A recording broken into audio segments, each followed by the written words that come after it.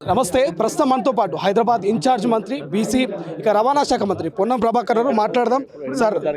Sir diet menu కొత్తది మీరు విడుదల చేసినటువంటి పరిస్థితి, దీని మీద ఇప్పటికే బీఆర్ఎస్ కౌంటర్ ఇస్తుంది. సో కాంగ్రెస్ ఇప్పుడు కొంత చలనం వచ్చింది, బీఆర్ఎస్ గురుకుల బాటతోటే ఈ చలనం వచ్చిందని చెప్పేసి ఆర్ఎస్ ప్రవీణ్ కుమార్ అంటున్నారు. ఎట్లా చూస్తారు?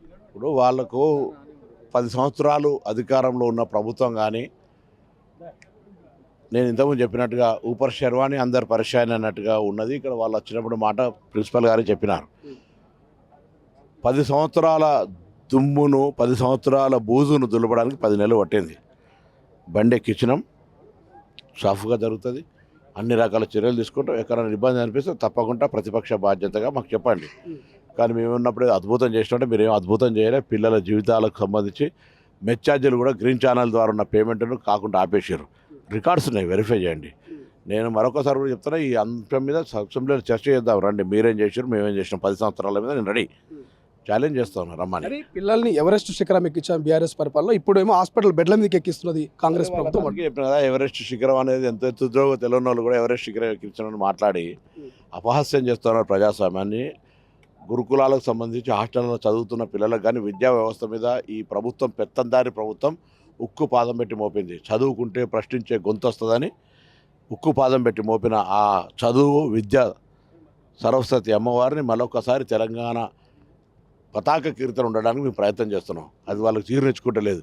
మళ్ళీ పేదలు బడుగు బలైన వర్గాలు చదువుకొని హాస్టళ్లలో ఉండి మంచి తిండి తిని ప్రశ్నిస్తారని భయపడి దీని మీద ఒక విమర్శలు చేస్తున్నారు. మీకు నిజంగా అంత చేతనైతే అనేక సమస్యలు ఉన్నాయి, కలిసి పరిష్కారం చేద్దాం, కేంద్రం మీద కొట్లాడదాం రండి.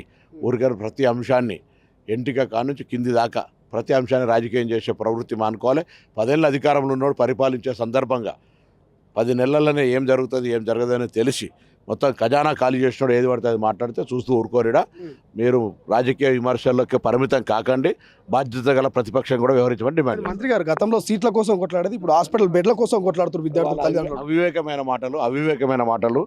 టీఆర్ఎస్ సీట్ల కొరకు పోటీ లేదని ఇక్కడ బెడ్ల కొరకు లేకపోతే హాస్పిటల్ల కొరకు మాట్లాడుతారు, బుద్ధి లేని మాటలు అవన్నీ. సో ప్రైమరీ స్కూల్కి సంబంధించి 20 స్కూల్ ఎవరైతే టీచర్స్ ఉన్నారో వీళ్ళంతా కూడా ఒక పార్టీ చేసుకున్నా దానికి సంబంధించి మీ దృష్టికి వచ్చిందో లేదో ఇప్పుడు పెద్ద ఎత్తున చర్చ జరుగుతుంది. నేను చూడలేదు, నేను చూసుకోలేదు, చూసిన తర్వాత బరాబర్ స్పందిస్తాం, చర్యలు తీసుకుంటాం. అల్లు అర్జున్ విషయంలో రాజకీయం చేస్తా ఉన్నారు, దీన్ని ఎట్లా చూస్తాం? పాఠశాల దాని తర్వాత థ్యాంక్ యూ సో మచ్. ఇది మొత్తం మీద పొన్నం ప్రభాకర్ గారు మంత్రి గారు అయితే గురుకుల పాఠశాలకు సంబంధించి ఇప్పటికే కామన్ డైట్ను అయితే ఓపెన్ చేస్తున్నటువంటి పరిస్థితి. కామన్ డైట్లో భాగంగానే సో అటు జిల్లా కలెక్టర్ అనుదీప్ ఇంకా ఇతర మంత్రి ఇతర ప్రజాప్రతినిధులు అయితే హాజరైనటువంటి పరిస్థితి. ఒకసారిగా గురుకుల పాఠశాలలో కొన్ని నెలల నుంచి మనం చూస్తా ఉన్నాం వరుస ఫుడ్ పాయిజన్ సంబంధించి ఫుడ్ పాయిజన్ జరుగుతూ ఉన్నాయి. దీనికి ఇప్పటికే ప్రతిపక్ష నేతలంతా కూడా దీని మీద కామెంట్ చేస్తున్నాయి. ఈ నేపథ్యంలోనే సో కొత్త కామన్ డైట్ని అయితే తీసుకోవడం జరిగింది. కామన్ డైట్ కనుక చూస్తే నెలలో 2 రోజుల పాటు మటను, ఇక 4 రోజుల పాటు చికెన్ అంటూ మనకు కనిపిస్తుంది. ఉదయం పూట టిఫిన్లో భాగంగా ఇడ్లీ వడ సంబంధించి కనిపిస్తూ ఉంది. ఇక బూస్టు, సో ఇటువంటి కొంత మెరుగైనటువంటి నాణ్యమైనటువంటి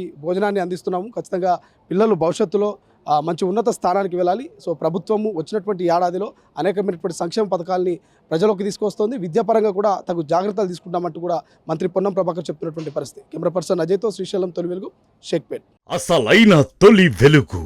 ఫాలో వాట్సాప్ @తొలి వెలుగు అఫీషియల్.